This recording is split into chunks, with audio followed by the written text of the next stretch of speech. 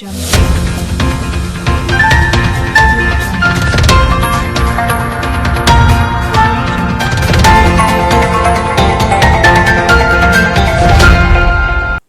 Messieurs, bonsoir. Voici les titres. Les enseignants de l'éducation signataires du 15 octobre 2016 étaient face à la presse ce mardi 2 mars 2021 à la maison de l'enseignant. Objectif, attirer l'attention des plus hautes autorités du pays sur les problèmes des enseignants. Une nouvelle épidémie d'Ebola a été déclarée en Guinée ce mois de février. Le Mali étant un pays voisin renforce son dispositif de prévention du virus Ebola selon le directeur national adjoint de la santé. C'était là pour vous le sommaire de cette édition. Mesdames, Messieurs, merci d'avoir choisi LTV pour vous informer et bienvenue. Comme annoncé dans les titres, face au silence assourdissant des autorités de la transition pour résoudre le problème du corps professoral, les syndicats de l'éducation signataires du 15 octobre 2016 ont tenu une conférence de presse. Occasion pour les enseignants de prendre en témoigne l'opinion nationale et internationale sur la non-application du procès verbal de conciliation. Une déclaration liminaire a été lue en ce sens par le porte-parole des syndicats de l'éducation signataire du 15 octobre 2016. Pour plus de détails, suivons le micro de Madina Traoré et Djakarija Dameli. Déclaration liminaire pour la conférence de presse du mardi 2 mars 2021. Les syndicats de l'éducation signataires du 15 octobre 2016 ont longtemps gardé le silence, car ils ont privilégié le dialogue et la concertation pour résoudre les problèmes posés aux enseignants. Les syndicats de l'éducation, conscients de leurs responsabilités, ont décidé d'engager le dialogue afin de trouver des solutions urgentes et durables aux différents problèmes qui s'articulent autour d'eux. L'exécution des points d'accord du procès verbal du 19 mai 2019. La récurrente question des retards des actes administratifs, l'arrêté d'intégration des enseignants contractuels des collectivités, la problématique du retard de salaire, l'avancement de 2019 et de l'avancement de 2020, alignement et paiement des rappels, la situation d'avancement de CT14 et de CT16. De l'exécution des points d'accord du procès verbal du 19 mai 2019. Le 19 mai 2019, les syndicats de l'éducation signataires du 15 octobre 2016 et le gouvernement du Mali ont signé un procès verbal de conciliation comportant 10 points de revendication. Des points de ce procès verbal demeurent non exécutés. Il s'agit de la régularisation de la situation administrative des sortants de l'ENSUP nouvelle formule et des autres grandes écoles, de l'intégration dans les corps des enseignants du personnel non enseignant en classe, de l'accès des enseignants fonctionnaires des collectivités territoriales aux services centraux de l'État. Les syndicats de l'éducation, en guise de bonne foi et dans le cadre du dialogue, ont adressé une lettre de rappel au ministre de l'Éducation nationale le 13 janvier 2021. Toutefois, cette correspondance est restée sans suite. La récurrente question du retard des actes administratifs. Les enseignants souffrent depuis des années de retards chroniques des actes administratifs, des retards dus à la méconnaissance de l'administration de façon générale, mais aussi aux multiples rejets non motivés du secrétariat général du gouvernement. Aujourd'hui, des enseignants de plus de 6 ans de service sont encore à l'état stagiaire par faute de disponibilité de leur arrêté de titularisation et beaucoup d'autres situations, notamment les avancements, les intégrations, les congés de formation, les radiations, les rappels à l'activité, on peut en citer. Les syndicats de l'éducation, après avoir examiné le problème et cerné le niveau de blocage, ont saisi le Premier ministre par courrier le 8 janvier 2021. Cette correspondance a été renouvelée le 15 février 2021.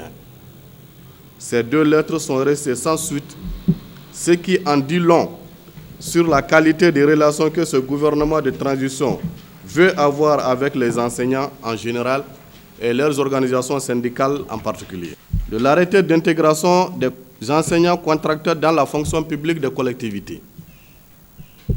Par la loi numéro 09-035 du 10 août 2009, déterminant les conditions d'intégration des contractuels de l'administration dans les fonctions publiques de l'État et des collectivités territoriales, le gouvernement a accordé une dérogation au statut général des fonctionnaires, au statut des fonctionnaires des collectivités territoriales et au statut du personnel enseignant, afin de permettre l'intégration des contractuels des catégories A, B et C en activité dans les fonctions publiques d'État et des collectivités territoriales. Ce processus a commencé depuis 2010 et chaque année, une commission est mise en place pour étudier les dossiers et élaborer les avant-projets.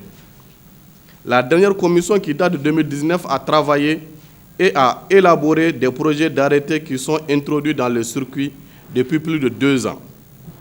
Mais à chaque fois, le secrétaire général du gouvernement rejette le dossier pour des motifs incongrus et injustifiés.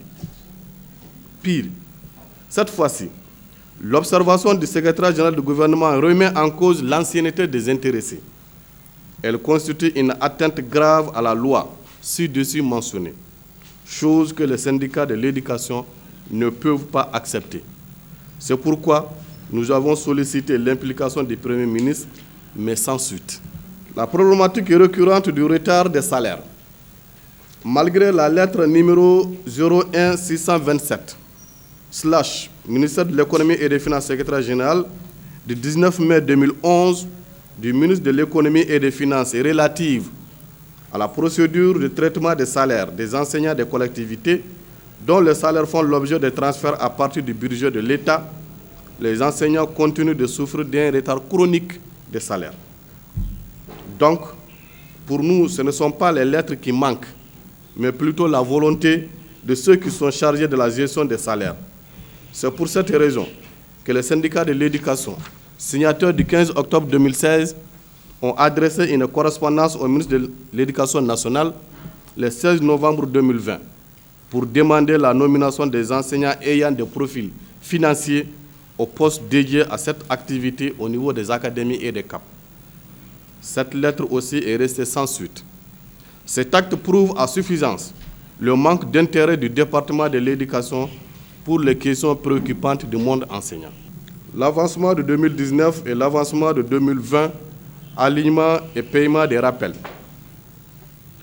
Afin d'éviter une crise éventuelle liée au paiement des rappels des actes administratifs, notamment les avancements de 2019 et de 2020, les syndicats de l'éducation ont sollicité l'implication des ministres de l'économie et des finances. Pour ce faire, ils lui ont adressé une demande de rencontre le 4 février 2021. Cette demande est restée sans suite. Nous espérons que les discussions en cours permettront de juguler les difficultés présentes. D'ores et déjà, les syndicats de l'éducation dégagent leurs responsabilités face aux problèmes qui peuvent surgir en cas de non-prise en compte de la présente question. La situation d'avancement de CT14 et de CT16. L'avancement d'une même promotion sur 2 années différentes constitue un handicap majeur pour les agents concernés. Là aussi, par mesure d'anticipation, les syndicats ont rencontré séparément la Direction nationale de la fonction publique des collectivités et la Direction des ressources humaines du secteur de l'éducation, afin d'harmoniser les positions et aller vers un avancement comme suit. 2019 pour tous les CT14 et 2020 pour tous les CT16. Il a été convenu que les 2 directions se rencontrent.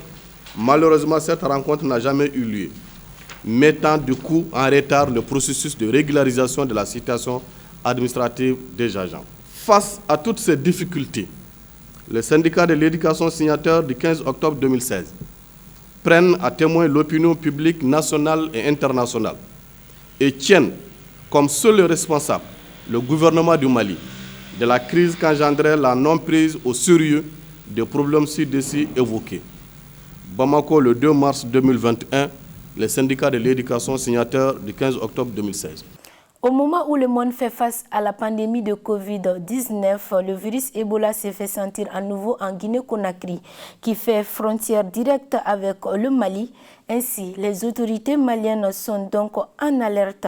De ces faits, des mesures sanitaires de prévention ont été mises en place dans les coins d'entrée du pays. Ces explications ont été données par le directeur national adjoint de la santé, Abdoulaye Guindo.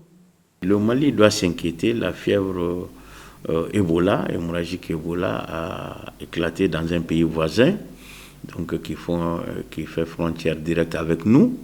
Donc on doit s'inquiéter puisque tout compte fait, nous avons ce qu'on appelle les va-et-vient, si vous voulez, les déplacements de la population. Dans le cadre du règlement sanitaire international, on ne parle pas bien entendu de fermeture des frontières.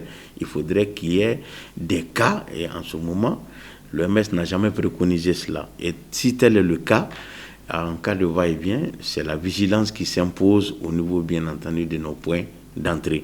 Sinon, on s'inquiète, mais des mesures sont prises. Les mesures sont prises tant au niveau individuel, c'est-à-dire essayer de sensibiliser les gens au niveau individuel pour des comportements à prendre, et aussi, bien entendu, au niveau communautaire et au niveau national. Au niveau national, aujourd'hui, la stratégie consiste à ce que la maladie n'entre pas au Mali. Et qu'est-ce qu'il faut faire par rapport à ça?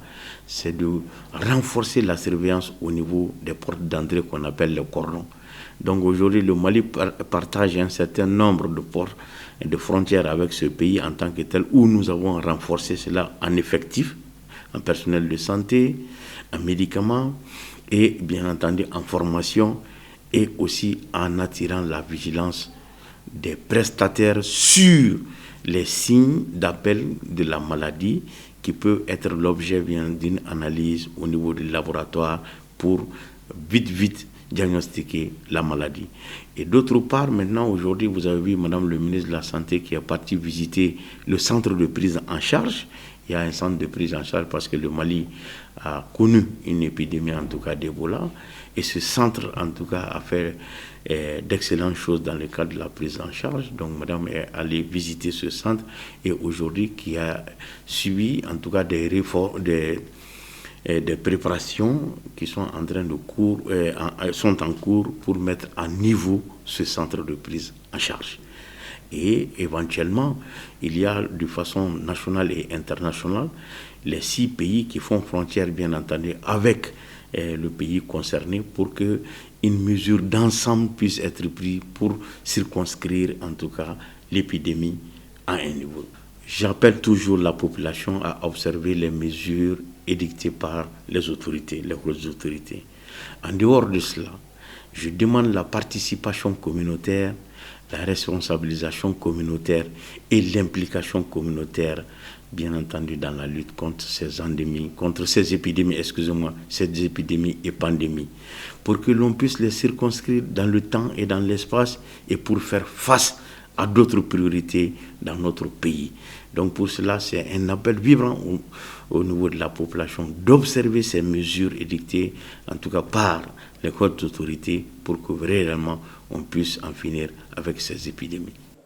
Ainsi prend fin notre édition d'aujourd'hui. Un grand merci à vous de l'avoir suivi et bonne suite de programme sur la Liberté Télévision.